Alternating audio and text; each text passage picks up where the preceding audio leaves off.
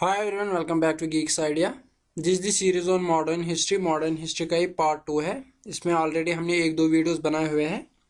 तो Indian National Congress से हमने स्टार्ट किया था, फिर हमने उसके कुछ इंपॉर्टेंट सेशंस देखे और फिर हमने बोला कि फिर कांग्रेस में दो आइडियोलॉजीज में कांग्रेस डिवाइड हो जाएगी, मॉडरेट्स एंड एक्सट्रीमिस्ट्स. आज हम मॉडरेट्स का दौर पढ़ेंगे. मॉडरेट्स कौन से लोग थे, कौन कौन से लीडर थे. मॉडरेट्स ने इंडियन नेशनल कांग्रेस पे डोमिनेट इंडियन नेशनल कांग्रेस पे डोमिनेट थे. कहाँ से कहाँ तक? 1885 से लेके जब इंडियन नेशनल कांग्रेस का पहला सेशन हुआ था 1905 तक. तो कौन से डोमिनेट रहे? मॉडरेट्स. ये मॉडरेट्स कौन थे? सबसे पहले बात करते हैं इनके लीडर्स की, यानी कि मॉडरेट्स में कौन कौन से लोग थे. दादाभाई नारोजी थे, फेरोशम मेहता थे, डी वाचा, डब्ल्यू.सी. बनर्जी, सुरेंद्रनाथ बनर्जी, जी.के. गोखले, एम.जी. रन्नाडे, मदन मोहन मलाविया, आनंद चार्लू, विलियम वेडरबर्न. तो ये कुछ प्रोमिनेंट लीडर्स थे जो कि मॉडरेट आइडियोलॉजी के थे. अब बात करनी है हमें, ये मॉडरेट्स क्या थे, इनकी आइडियोलॉजी क्या थी. मॉडरेट्स किस पे बिलीव करते थे? Liberalism and moderate politics. ये लिबरलिज्म एंड मॉडरेट पॉलिटिक्स का मतलब क्या है? इनका मानना सिंपली ये था कि जो ब्रिटिश एम्पायर थी वो उस टाइम पे one of the strongest empires मानी जाती थी, बल्कि वही उस टाइम पे बहुत ज्यादा स्ट्रॉन्ग एम्पायर मानी जाती थी. ये भी कहा जाता था कि there is no sunset in British empire, क्योंकि Asia, Africa, France, Australia, Canada, हर जगह इनकी कॉलोनीज थी. तो ऑल ओवर वर्ल्ड इनकी कॉलोनीज थी, इसलिए बोला जाता था there is no sunset in British empire.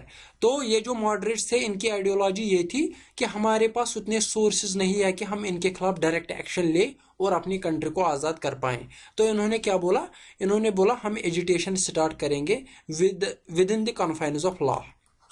With in the confines of law यानी कि कानून नहीं तोड़ेंगे, कानून नहीं तोड़ेंगे. तो जैसे कि मैं आपको मिसाल देता हूं, जे.एंड.के में कश्मीर इशू है. कश्मीर इशू, जो कश्मीर का इशू है, वहां पे पॉलिटिकल पार्टीज भी है. पॉलिटिकल पार्टी जैसे एनसी है, पीडीपी है, वो क्या करते हैं? वो इलेक्शंस भी लड़ते हैं और वो सरकार के साथ बातचीत करते हैं और कश्मीर इशू का हल निकालना चाहते हैं बातचीत के जरिए. और दूसरी आइडियोलॉजीज, फॉर एग्जांपल सेपरेटिस्ट्स है, जैसे हुरियत वगैरह है, वो बोलते हैं ऐसे बातचीत से कुछ नहीं होगा, जैसे वो धरने वगैरह हड़ताल करते हैं. तो इसी तरह मॉडरेट्स और एक्सट्रीमिस्ट्स थे. तो मॉडरेट्स क्या बोलते थे? हम कोई कानून नहीं तोड़ेंगे, हम एजुटेशन करेंगे within the confines of law. कोई भी कानून हमसे नहीं तोड़ेंगे, क्योंकि अब वो जो इंडियन लेजिस्लेटिव असेंबली थी उसमें भी पार्टिसिपेट कुछ इंडियंस करने लगे. तो उन्होंने बोला हम रेजोल्यूशन यहाँ पे पास करवाएंगे, पिटिशंस दाखिल करेंगे और इसी तरह मीटिंग्स भी ब्रिटिश गवर्नमेंट के साथ करेंगे और इसी तरह अपनी बातें मनवाएंगे. इनको 3 P's के नाम से भी जाना जाता है, प्रेयर, पिटिशन एंड प्रोटेस्ट. एक तो प्रेयर करनी है, पिटिशन करनी है और प्रोटेस्ट करना है, और कोई कानून नहीं तोड़ना है. गवर्नमेंट के खिलाफ कोई डायरेक्ट एक्शन नहीं करना है, वरना हम पे बहुत ज्यादा अत्याचार होंगे. तो अब देखते हैं इनके कंट्रीब्यूशन क्या थे. इन्होंने किस तरह से जो इंडिपेंडेंस फ्रीडम मूवमेंट है उसमें इन्होंने किस तरह से उसमें कंट्रीब्यूट किया है.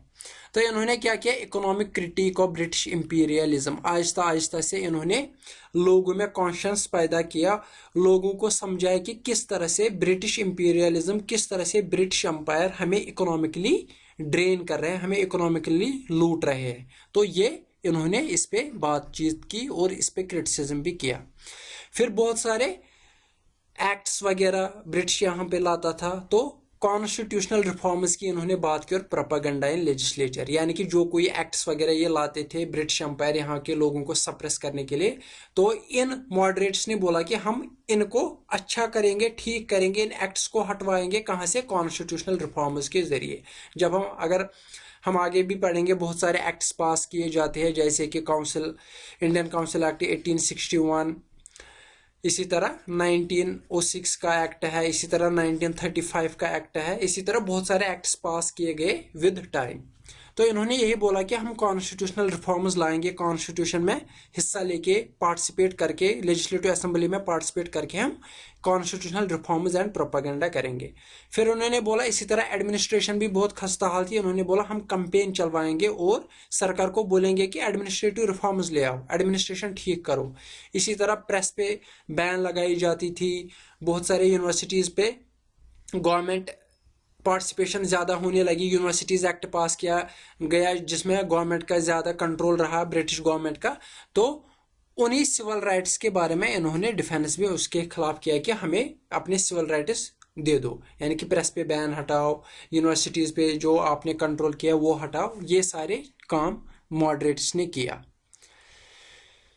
तो अब इसी से रिलेटेड ये चीज़ें हैं कि इन्होंने किस तरह से, जैसे कि इकोनॉमिक क्रिटिक किया था इन्होंने, ब्रिटिश इंपीरियलिज्म किस तरह से यहाँ पे लूट रहे, उसके लिए इन्होंने क्या किया, ड्रेन थ्योरी लाई गई। ड्रेन थ्योरी किसने दी, दादा भाई नौरोजी और आरसी दत्त। इसमें बोला गया किस तरह से ब्रिटिश हमें यहाँ से लूट रहे हैं, यहाँ से वेल्थ ले जाते हैं और हमें गरीब कर रहे हैं।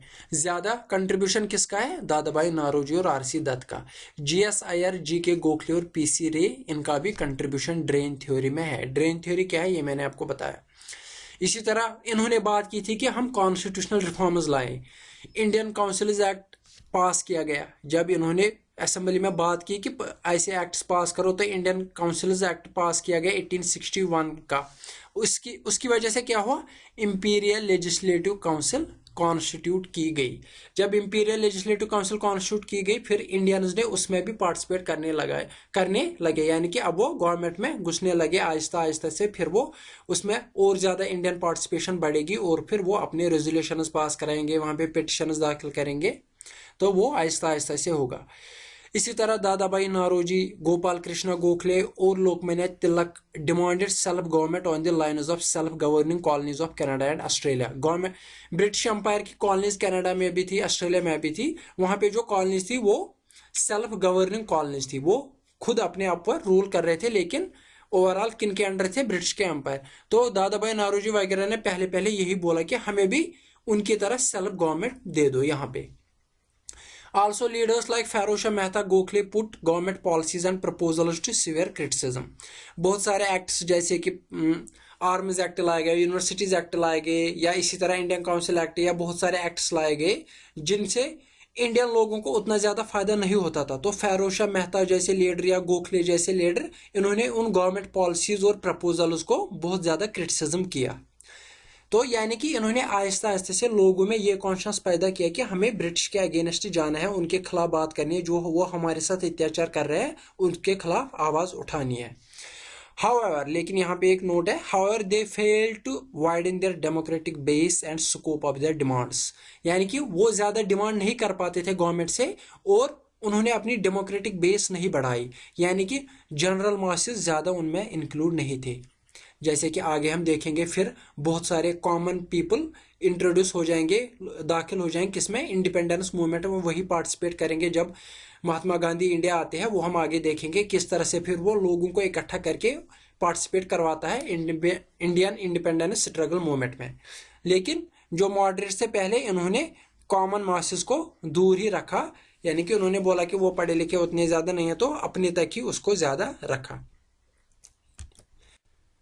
अब बात करते हैं कुछ लीडर्स के, जो इंडियन लीडर्स और बाहर के भी वाइसरॉय वगैरह इंग्लैंड के थे, जिन्होंने मॉडरेट्स या पहले पहले जब इंडियन नेशनल कांग्रेस बनाई गई उस पर जो कमेंट्स किए उसको देखेंगे। ये एग्जामिनेशन पॉइंट ऑफ व्यू से उतना ज़्यादा ज़रूरी नहीं है, लेकिन एक स्टोरी की तरह यहाँ पे आपको बताएंगे कि किस तरह से इस मॉडरेट्स के बारे में सोचा जाता था, इंडिया के लोग इसको कैसे सोचते थे, इंडिया के लीडर्स इसको कैसे सोचते थे, बाहर के वाइसरॉय इसको कैसे सोचते थे, ताकि हमें एक स्टोरी समझ आए और याद अच्छे से रह सके, वरना ये एग्जामिनेशन पॉइंट ऑफ व्यू से उतना ज़्यादा ज़रूरी नहीं है।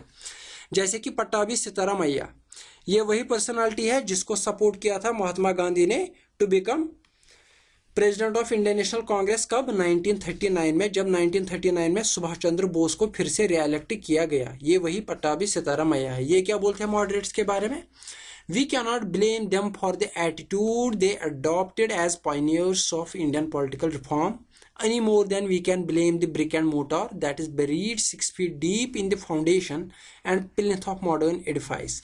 यानी कि हम ये नहीं बोल सकते कि उन्होंने जो एटीट्यूड अडॉप्ट किया था मॉडरेशन वो गलत था, कुछ उससे कुछ फायदा नहीं हुआ, ये बोल रहा है कि बल्कि उन्होंने क्या किया, जो एक फाउंडेशन स्टोन डाली जाती है एक सुपर स्ट्रक्चर को बनाने के लिए, एक बिल्डिंग को बनाने के लिए, उन्होंने वो फाउंडेशन स्टोन डाली। ब्रिक और मोटार का जो काम करते हैं एक बिल्डिंग के लिए फाउंडेशन स्टोन की तरह, इसी तरह मॉडरेट्स ने वही इंडियन पॉलिटिकल रिफॉर्म्स के लिए वही काम किया। उन्होंने क्या किया, they have made possible the super structure, उन्होंने सुपर स्ट्रक्चर पॉसिबल किया स्टोरी बाय स्टोरी, यानी कि सुपर स्ट्रक्चर अचानक से नहीं बना बल्कि स्टोरी बाय स्टोरी उन्होंने वो बनाया। बाय कॉलोनियल सेल्फ गवर्नमेंट, पहले उन्होंने कॉलोनियल सेल्फ गवर्नमेंट पे बात की, यानी कि जिस तरह से हमने पढ़ा कि उन्होंने मांगा कि जिस तरह ऑस्ट्रेलिया और कनाडा को सेल्फ गवर्नमेंट दिया गया हमें भी उसी तरह दिया जाए। फिर उन्होंने आहिस्ता आहिस्ता से होम रूल की बात की विद इन द एम्पायर, फिर उन्होंने स्वराज की बात की और लास्ट पे कंप्लीट इंडिपेंडेंस हो गई। तो ये सारा का सारा किसको क्रेडिट दिया जाएगा, उन्हीं पहले लीडर्स ऑफ कांग्रेस के जिन्होंने आहिस्ता आहिस्ता से बहुत सारी पॉलिसीज को अडॉप्ट करके सुपर स्ट्रक्चर को पॉसिबल किया। ये पटाभी सीतारामैया का कहना है। बिपिन चंद्रा क्या बोलते हैं इनके बारे में, the period from 1858 to 1905 was the seed time of Indian nationalism and the early nationalists sowed the seeds well and deep. यानी कि कोई बोलता है कि ये एटीट्यूड ठीक नहीं था, ये ज्यादा ही मॉडरेट थे, तो ये ठीक नहीं है। तो बिपिन चंद्रा बोल रहे कि इंडियन नेशनलिज्म जो एक्चुअली पैदा हुआ वो कहाँ से हुआ, 1858 to 1905, क्योंकि वो टाइम था जब बीज बोए जाते हैं और फिर प्लांट उग जाता है उससे, ये वही टाइम था। और जो अर्ली नेशनलिस्ट थे उन्होंने अच्छे से वो सीड बोया और इसकी अच्छे से एग्रीकल्चर में जैसे काम करते हैं उसी तरह उन्होंने वो काम किया और लास्ट पे हमें उससे फल मिला। डफरिन 1885 में इंडियन नेशनल कांग्रेस बनाई गई। इस टाइम पीरियड में वाइसरॉय कौन था, लॉर्ड डफरिन। ये कांग्रेस के बारे में क्या बोलता है, it is a factor of sedition, it is a factor of sedition. इसी तरह लॉर्ड कर्जन, जिसको जो बहुत ही ज्यादा इसकी रिएक्शनरी पॉलिसीज की वजह से इंडिया के लोग बहुत खफा हो जाते हैं, ये वही लॉर्ड कर्जन है, वो हम आगे देखेंगे। ये क्या बोलता है कांग्रेस के बारे में, the Congress is tottering to its fall and one of my great ambitions while in India is to assist it to a peaceful demise. यानी कि कांग्रेस ये ज्यादा नहीं चलेगा, ये गिरने वाला है और मेरा one of the ambition in India क्या है कि मैं इसको आसानी से पीसफुली डिमाइस करूं, पीसफुली इसको मार दूं। यानी कि कोई मुझे हाथ पैर ना चलाने पड़े, कोई आर्म्स कोई हथियार ना चलाने पड़े, आज तक पीसफुली इसको मैं मार दूं। किसको, कांग्रेस को। यानी कि इसका ये कहना था कि कांग्रेस ज्यादा देर नहीं चलेगा। तो होप आपको आज का लेक्चर पसंद आया होगा। Thank you very much. इसमें ज़्यादा इंपॉर्टेंट ही लीडर्स है और इनकी आइडियोलॉजी क्या थी। आगे जाके जो स्वदेशी मूवमेंट वगैरह है या पार्टीशन ऑफ बंगाल है वो बहुत ही ज़्यादा इंपॉर्टेंट, जिससे ज़्यादा एमसीक्यूज पूछे जा सकते हैं। और एक्सट्रीमिस्ट कुछ लीडर्स हैं, उनकी कुछ पॉलिसीज भी वेरी इंपॉर्टेंट है, वो अगले लेक्चर में देखेंगे। फिलहाल अगले लेक्चर में हम एक्सट्रीमिस्ट्स की बात करेंगे। मिलते हैं फिर अगले वीडियो में। Thank you very much.